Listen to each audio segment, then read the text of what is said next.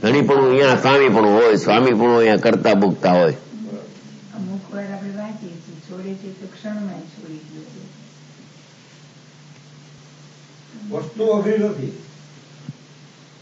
કઈ અઘરી નથી, તમારા ઘરની ચીજ છે. વસ્તુ નથી માનીને આપણે દેહ થી રહિત છે છતાં દેહ થી સહિત માન્યું, તો દેહ થી રહિત માનવાનું છે. દેહનો ક્યાં ત્યાગ કરવો છે? ત્યાગ બુદ્ધિ થાય છે એમાં, દેહ છોડવો નથી. કઈ દેહ પ્રત્યે મમતા છૂટે છે.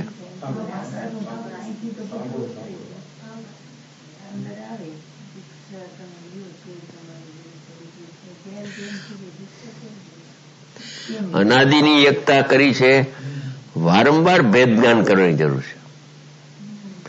જેનાથી એકતા કરી છે એનાથી વારંવાર ભેદ જ્ઞાન કરવું જોઈએ. ભેદ જ્ઞાન કર્યા પછી અભેદનું જ્ઞાન કરવું જોઈએ, અને અભેદનું જ્ઞાન કર્યા પછી અભેદનો અનુભવ કરવો જોઈએ. લખવા જેવું. હા,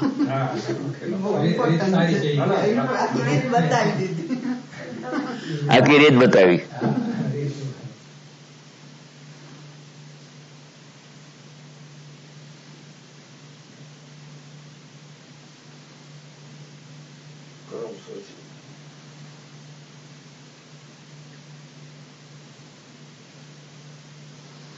પહેલા ભેદ જ્ઞાન કરવું, પછી અભેદનું જ્ઞાન કરવું, પછી અભેદ જ હું છું એમ એનો અનુભવ કરવો. બસ મોક્ષ અનુભવ, મોક્ષ સ્વરૂપ.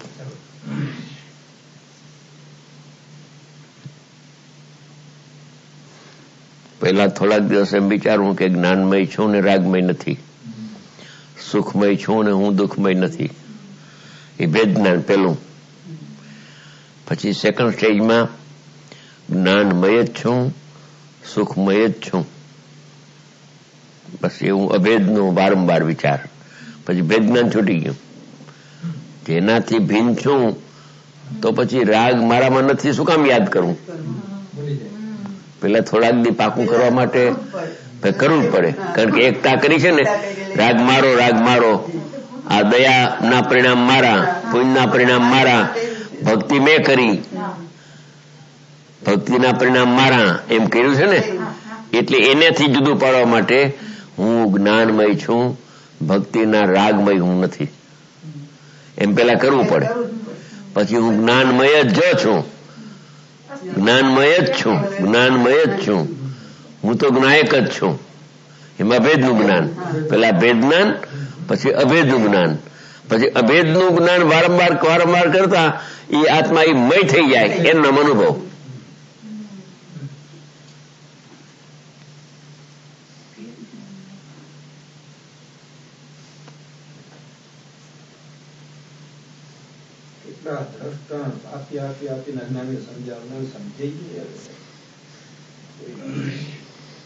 એનું કારણ છે કે એને હજી જરૂરત નથી લાગી એવી.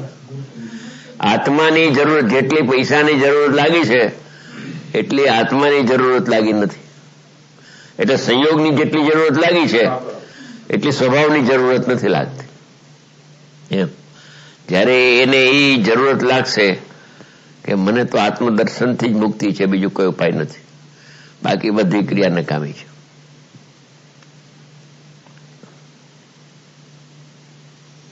ખરેખર તો કોઈ ક્રિયાનો આત્મા કરનાર નથી, એ આત્મા નિષ્ક્રિય છે એ વાત જગતને બેસવી કઠણ પડે છે.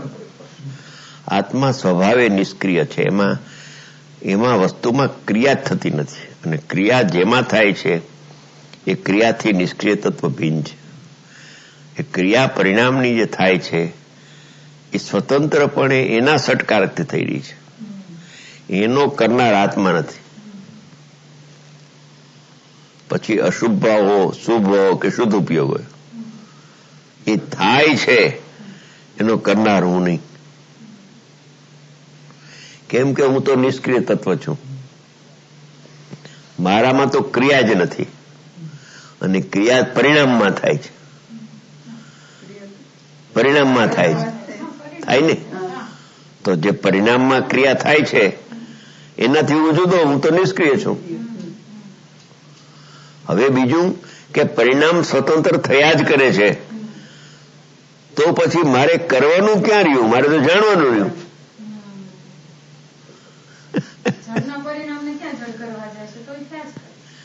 પોતામાં જે કઈ પરિણામ ક્રિયા થાય છે એનો હું કરનાર નથી, કેમ કે સ્વતંત્રપણે જે થાય એનું કરવું શું, અને જો ન થતા હોય તો હું કેવી રીતે કરી શકું? પરિણામ તો થયા જ કરે છે. તમે ઊંઘમાં છો તો અનંત ગુણના અનંત પરિણામ સમય સમય થયા જ કરે છે. હવે પરિણામ તો સ્વતંત્રપણે થયા કરે છે, એ એમાં ઝેર એને મેળવ્યું કે હું કરું છું, બસ પરિણામને હું જાણું છું, એને બદલે હું કરું છું. પેલો પાઠ હજી તો પેલો પાઠ અઘરો છે, બીજો સહેલો છે. પાઠ તો બે જ છે. પેલો પાઠ બે છે, એને અદ્વિતીય ચક્ષુ જે છે એ એમ જવાબ દેશે. બાકી કરતા બુદ્ધિ હશે ત્યાં સુધી નકામું છે. આત્મા સ્વભાવે જ્ઞાયક હોવાથી જ્ઞાતા જ છે, કરતા છે જ નહીં. જ્ઞાયક જ છે, જ્ઞાતા જ છે. અભિમાન બાર.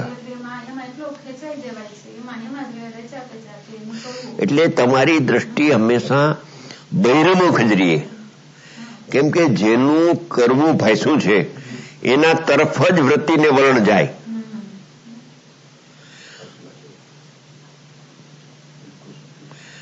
જેમાં કર્તૃત્વ બુદ્ધિ છે એ તરફ જ તમારી વૃત્તિ, દ્રષ્ટિ, તમારું જ્ઞાન એ બધું જ વળી જશે. પણ હું મારામાં થતા પરિણામનો કરતા નથી, અકર્તા છું, એવો જ્ઞાયક છું, તો દ્રષ્ટિ પરિણામો પરથી ખસીને દ્રવ્ય ઉપર આવી જશે, અને દ્રવ્ય ઉપર આવતા જ અનુભવ થશે, અને અનુભવ થતા જ જે પરિણામ ઉત્પન્ન થશે એનો પણ જાણનાર રહેશે. પછી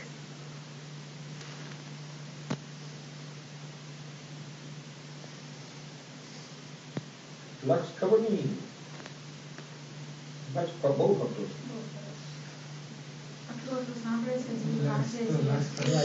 આ બાબત એવી છે કે એને કરતા કર્મ અધિકાર ફરી ફરીને વાંચવા જેવો છે. ગુરુદેવના જે વ્યાખ્યાનો કરતા કર્મ અધિકાર છે ઉપર બાપા વાંચ્યા કરે છે, કે 3 વખત મેં વાંચ્યું પુસ્તક, વેરસી બાપા. બાકી અહીંયા જ રહીએ છે ઉપર જ. જુદો કરતા કર્મ અધિકારના વ્યાખ્યાનો ગુરુદેવના 30 વર્ષ પહેલા વાર પડેલા છે. ઉપર હશે.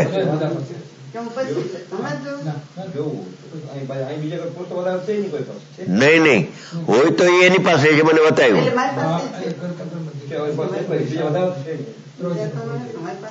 છે ને. એ વાંચવા જેવું છે. તમારે કરતા બુદ્ધિ છોડવી હોય તો તમે પહેલામાં પેલો પાઠ એ વાંચો, એમાં બધું ભર્યું છે. અને હવે કરતા કર્મ અધિકાર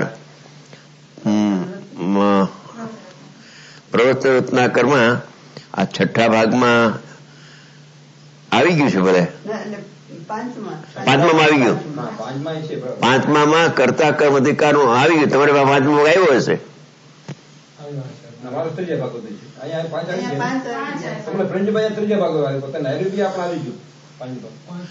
તો તમે 5મો ભાગ, 4થો, 5મો, 6થો મગાવી લ્યો.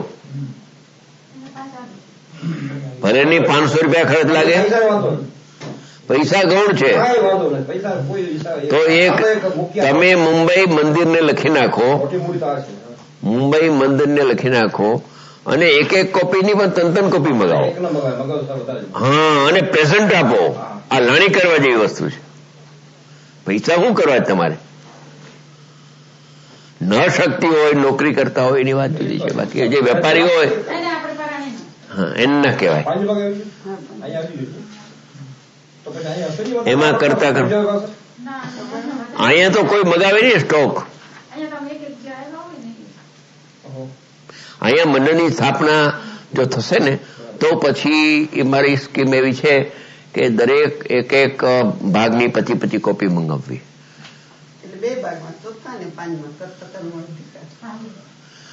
ચોથા પાંચમા બેમાં છે 69 થી શરૂ થાય છે તે 144 144 છે એટલે આ પાંચમામાં છે છેલ્લી 144 છે ને તો 69 શરૂ થાય પાંચમા ભાગમાં આવી ગયું બધું ચોથો ને પાંચમો ચોથામાં છે થોડીક ગાથાઓ પહેલેથી ચોથામાં ચોથો ને પાંચમા આખું કરતા કર્મધિકાર બે એકમાં નથી આવ્યું 69 થી 144 69 આમાં ક્યાંથી શરૂઆત છે આમાં 90 થી 90 થી ટેક એટલે 69 થી 89 છે ચોથામાં એટલે ચોથો પાંચમો ને છઠ્ઠો ત્રણેય ભાગ આજે તમે પોસ્ટકાર્ડ લખી નાખો એટલે છઠ્ઠો તો હમણાં જ નીકળ્યો. મુંબઈ છે અહીંયા પડ્યા છે પણ ઘણા હમણાં જ નીકળો અહીં આવશે. હા. અહીં વાર લાગે 2-3 મહિના એ તો એકથી આવે તો જલ્દી આવે. પણ મગાવો તો આવે કે નહીં મગાવ્યું છે. મગાવ્યું છે તો ઠીક ક્યાં લખ્યું છે સોનગઢ પછી રિમાઇન્ડર લખવું પણ અમૃત જેવી વસ્તુ છે જો કરતા બુદ્ધિ છૂટવી હોય તો જૈન દર્શનમાં પ્રવેશ કરવો હોય તો કરતા કર્માધિકાર વાંચવો જોઈએ પહેલા પછી કરતા કર્માધિકાર બરાબર બેસી ગયા પછી 320 ગાથા એ પણ અકર્તાની છે એ આના કરતા ઊંચી છે આના કરતા ઊંચી છે આમાં છે એ શુદ્ધ પર્યાયનો કરતા છે પણ રાગનો ને પરનો કરતા નથી એટલે લિમિટેડ વાત છે અને 320 ગાથામાં શુદ્ધ પર્યાયનો પણ કરતા નથી 320 ગાથા ઉપરના પ્રવચનો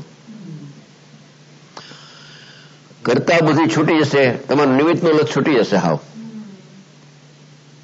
નિમિત્ત પર લક્ષ કેમ જાય છે કરતા બુદ્ધિ છે આ 320 નું ગાથા કેમ છુરાવા આવે જુદા જુદા આપણે પાટી ઓલા પાના છે આપણે પાનિયા ઉપર છપાણી હતી હવે એનું એક પુસ્તક હરિભાઈ બહાર પાડ્યું હતું જ્ઞાનચક્ષુ નામનું પણ હવે એના પછી 320 ગાથા હમણાં 6-12 મહિના પછી બહાર પડશે સિરીઝમાં આવશે ને 320 ગાથા હવે બહાર પડશે સિરીઝમાં ત્યારે એમાં અલૌકિક આવશે ઓના કરતા ઊંચી આવશે બધી વાર પડશે ના વાર લાગશે એને 320 ગાથા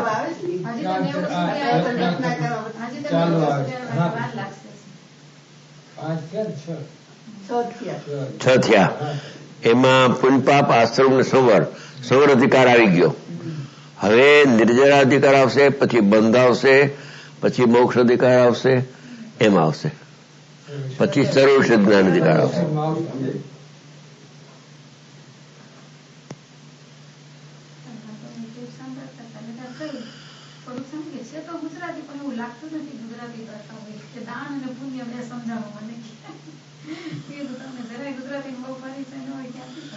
ગુજરાતી પરિચય નથી ને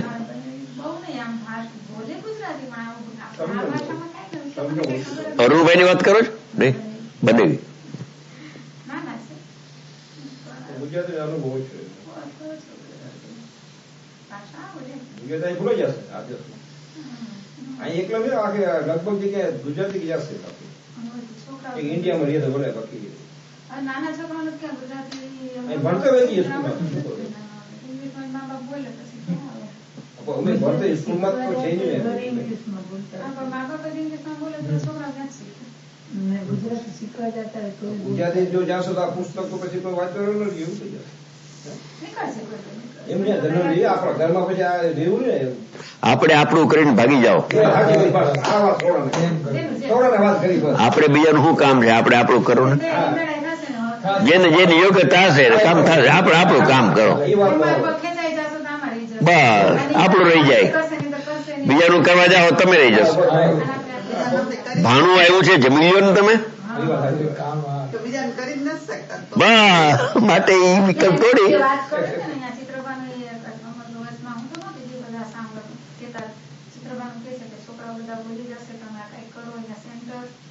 બધું કરવામાં આપણે જેટલી પૂરી જેને કરવું એ કરશે આપણે તો આવું નથી બાપા નહીં નિશ્ચય ને નિરપેક્ષ હા જો મારે પુષ્પા માર્યા છે